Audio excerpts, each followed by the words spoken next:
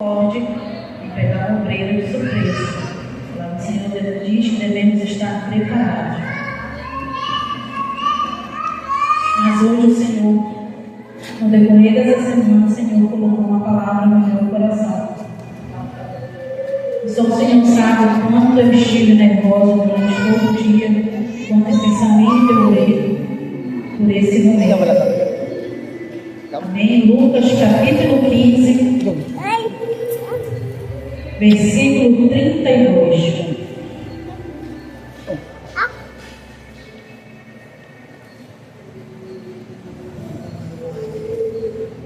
Amém? Lucas capítulo 15, versículo 32 diz assim: Entretanto, era preciso que nos regozijássemos e nos alegrássemos, porque esse teu irmão estava morto e reviveu, estava perdido e foi achado. Amém? Podemos assentar-nos. No livro de Lucas, especificamente capítulo 15, eu acho assim que é a passagem mais conhecida dos obreiros da igreja, onde ela menciona 3 parábolas: a parábola da ovelha perdida, da dracma e o do filho pródigo. E hoje nós vamos estar falando através do Senhor, através dessas 3 parábolas. E eu estava estudando o que é parábola. Parábola não é um conto, ela não é um mito, ela não é uma ficção. O Senhor pregava com parábola porque ele sabia que ele pregava sobre algo que estava acontecendo, que já aconteceu, o que vai acontecer na vida real. Amém? E nós vamos começar aqui pela parábola da ovelha perdida. E o tema de hoje, se fosse especificar um tema, seria os obreiros que estão perdidos dentro da casa do Pai. Amém? Temos aqui a parábola da ovelha perdida. E estudando sobre essa parábola, eu pude diferenciar 2 tipos de ovelha perdida: a ovelha autônoma e a ovelha ferida. A ovelha autônoma é aquela que está dentro da casa do Pai, mas ela quer ser autônoma, ela quer mandar em si mesma, ela quer fazer conforme a sua própria vontade. O Senhor está avisando, o Senhor está aconselhando, o Senhor está, mas ela está ali. Eu sou assim. Acho que nem a música da Josefina: eu nasci assim, vou morrer assim, sempre também. Não é isso que o Senhor quer para nossas vidas. A ovelha perdida, irmãos, estava no entre as 100, e em algum momento ela deixou de ouvir a voz do Senhor, porque a palavra do Senhor diz, e toda vez que ela menciona uma ovelha, ela fala sobre alguém que é de Deus. E hoje em dia nós temos muitas pessoas que são de Deus, que não estão escutando a voz de Deus, que querem fazer tudo conforme o seu bem querer. Acha que conforme o seu próprio sentimento, o seu próprio entendimento é que é o certo. O Senhor vai atrás dessa ovelha. E a ovelha autônoma é aquela que acha que pode seguir sem uma congregação, aquela que pode seguir conforme o seu entendimento, aquela que acha que pode seguir conforme as suas próprias vontades. E quando a palavra é direcionada a ela, quando o próprio Senhor chama, quando os seus pastores vão atrás, elas não querem ser cuidadas, elas não querem ser alimentadas, levadas de volta ao aprisco, porque elas acham que na adoração delas é verdade.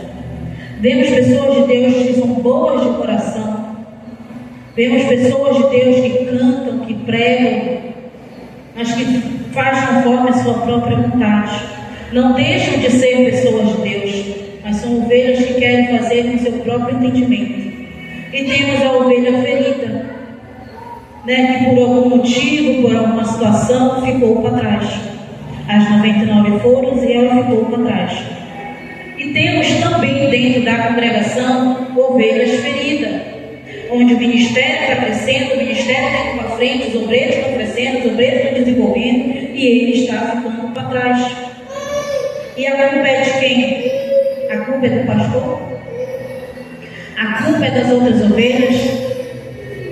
A culpa é nossa e devemos ter essa própria consciência, porque se a culpa fosse do pastor, uma só não teria se perdido.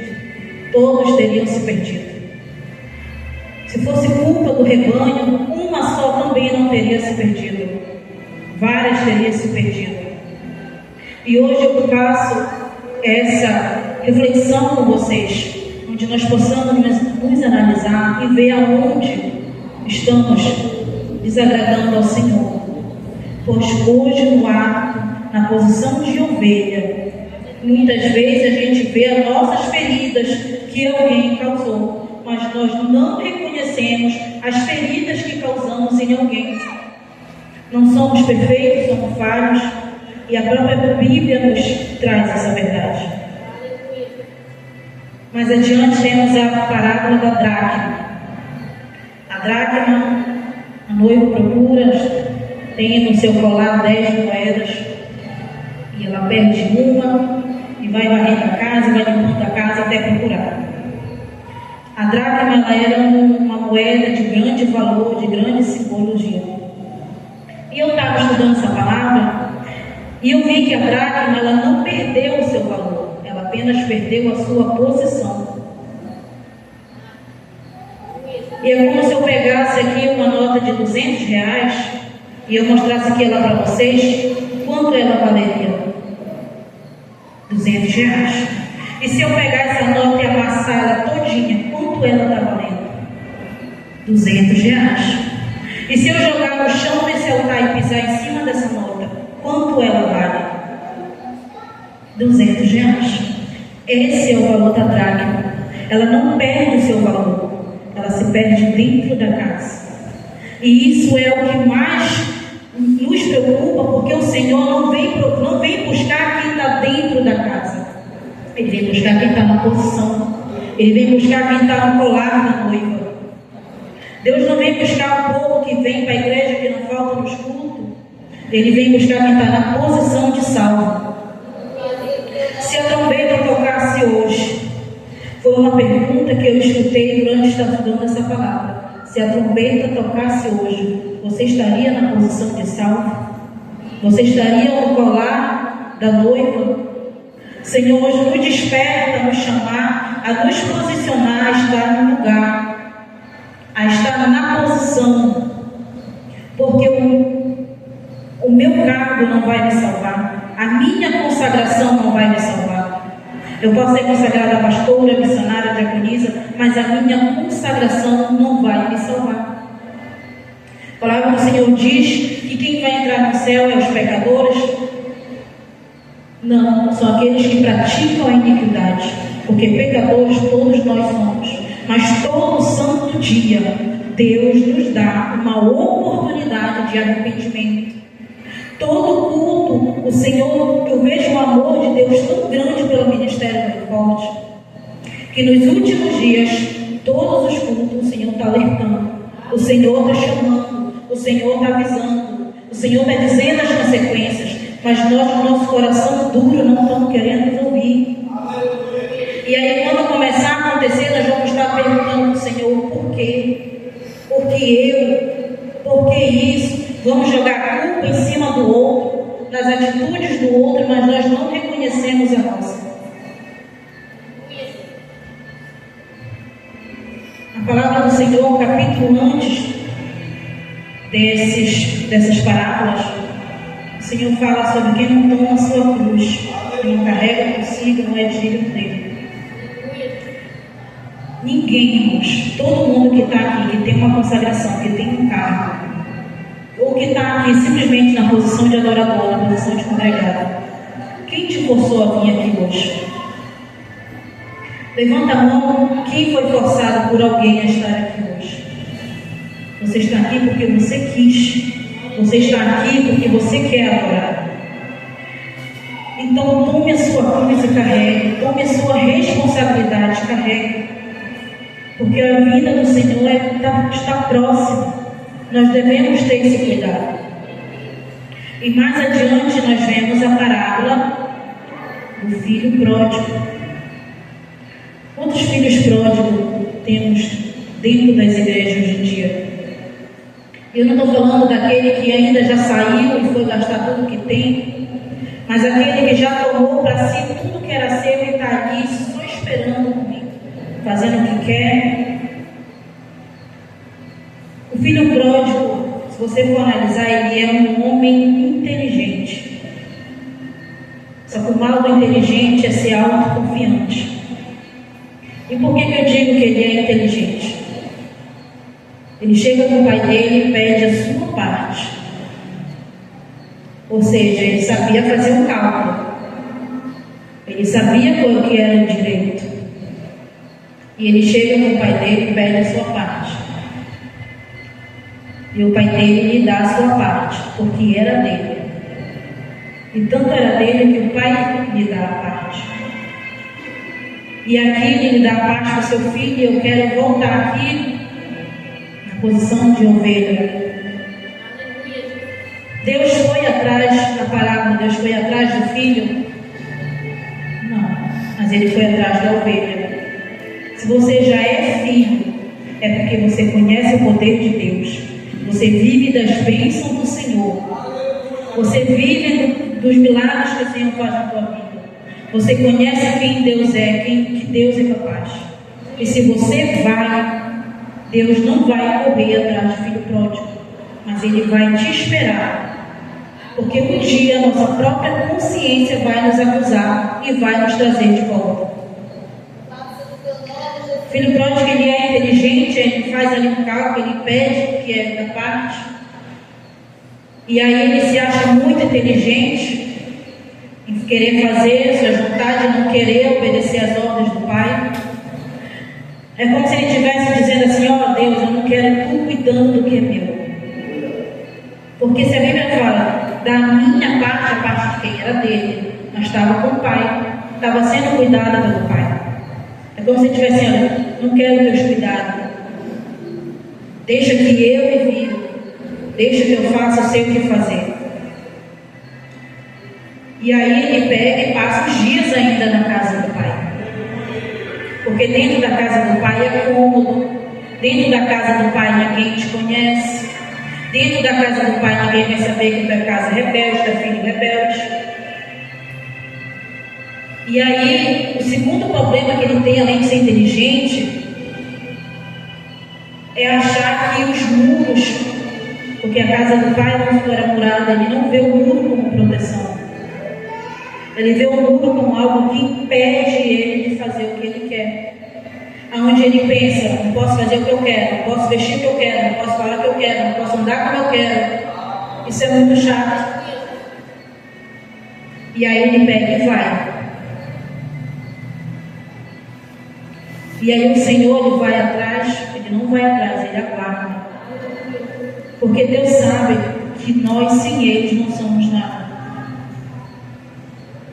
E aí hoje em dia a gente vê assim, ovelhas perdidas, filho pródigo que se acha ovelha perdida. E não é assim. Filho pródigo, ele é soberbo, ele é rebelde. E hoje eu te convido a não deixar a tua soberba te deixar cego na presença do Senhor. Deus está chamando, Deus está avisando, Deus está alertando. E muitas das vezes, quando o profeta é da casa, ele acha que o profeta está blefando. Ele acha que porque me conhece, é porque me vê, é porque alguém falou. E o Senhor está alertando. E eu não estou dando ouvido. Na última quarta-feira, pela madrugada, eu orava ao Senhor. E eu dizia assim: Senhor, o que foi que aconteceu com o temor? Temor é o princípio de toda a sabedoria. Pois vemos hoje em dia muitos altares onde as pessoas não têm o temor de Deus. Parece que não tem medo. Deus está ali alertando. Mas e se Deus quiser te chamar pelo nome? Deus está aqui alertando. Deus vai revelar, vamos supor aqui, Deus vai revelar Maria no teto, Deus vai revelar o pecado disso, pecado daquilo. E a pessoa está levando a sério. E se tu está esperando o Senhor chamar o teu nome, está pensando que Deus não é capaz disso? De chamar pelo nome e envergonhar na frente do povo, porque tu não quer ouvir, tu não amolece esse coração diante do Senhor. E eu fiquei assim perguntando, Deus, as pessoas não têm mais temor. Ver as pessoas que são usadas por Deus e não têm medo de Deus, trazer à tona, revelar ao povo. E eu me perguntei assim, Senhor, que valor nós temos, mesmo sendo desse jeito, frios, arrogantes, soberbos, autoconfiantes, mesmo assim tu derramou o teu sangue por nós. Eu te convido, irmãos, a refletir sobre nós mesmos. Ninguém me conhece melhor do que eu mesma. Ninguém conhece a irmã Iva melhor do que ela mesma.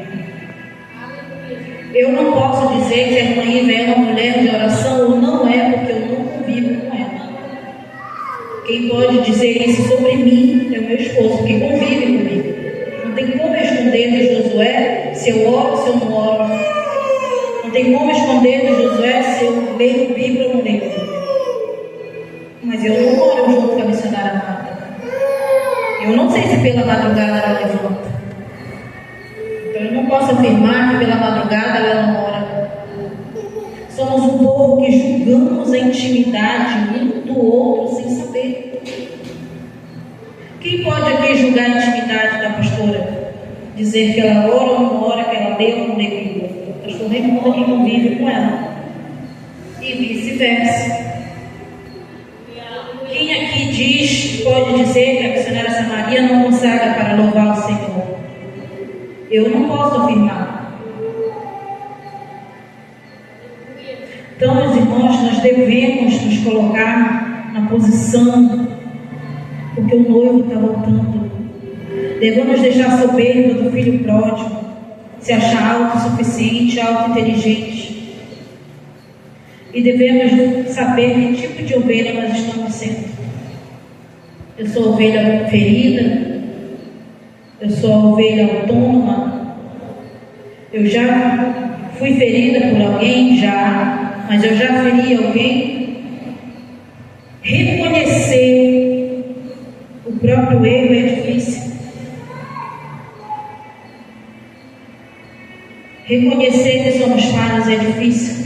E trazer isso à tona para o povo ver é mais difícil ainda. Mas eu não sou melhor do que ninguém, assim como eu já fui ferida, eu já feri alguém.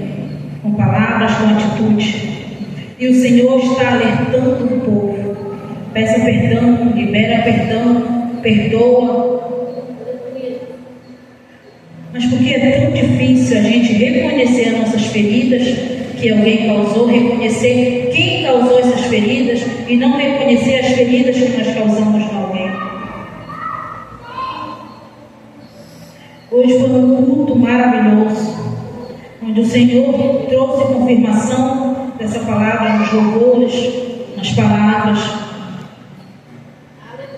No decorrer dessa semana, o Senhor vem alertando, vem chamando.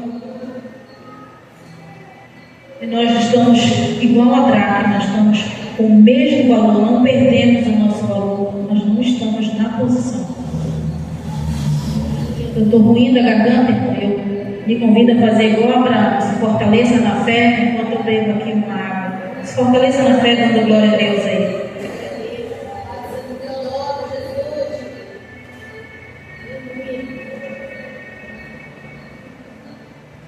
Amém, irmãos?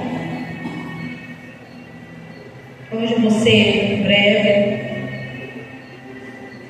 as horas se passou e eu gostaria que fosse um culto onde os obreiros tivessem a oportunidade. E essa mensagem o Senhor colocou no meu coração no decorrer da semana. Eu temi ao Senhor, eu pensei em não trazer esta palavra. Mas o Senhor, há uns meses atrás, através do evangelista Ezequiel, disse: se eu não fizesse a vontade do Senhor que ele mandava, o Senhor ia tocar. E eu infelizmente tocando nos meus. E entre perder a sua admiração e perder o meu filho, eu perco a sua admiração, mas eu faço a vontade de Deus.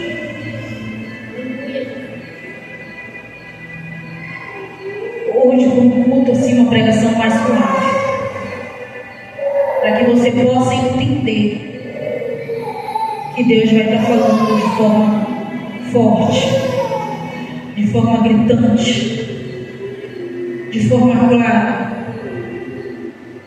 mas de uma forma que você reconheça a tua posição, de uma forma que você reconheça a tua soberba, que eu reconheça, pois eu não sou melhor do que ninguém aqui dentro. Deus ama tanto essa igreja que Ele vem alertando há muito tempo, mas o Senhor já começou a avisar sobre as consequências. E assim como nós cremos nas bênçãos do Senhor, também temos que crer no castigo que o Senhor pode trazer para a nossa vida, amém? Os irmãos entenderam a palavra? Amém? É uma palavra breve. Na oportunidade de ministração, eu agradeço aqui a minha oportunidade, amém? Esse foi o que o Senhor colocou no meu coração.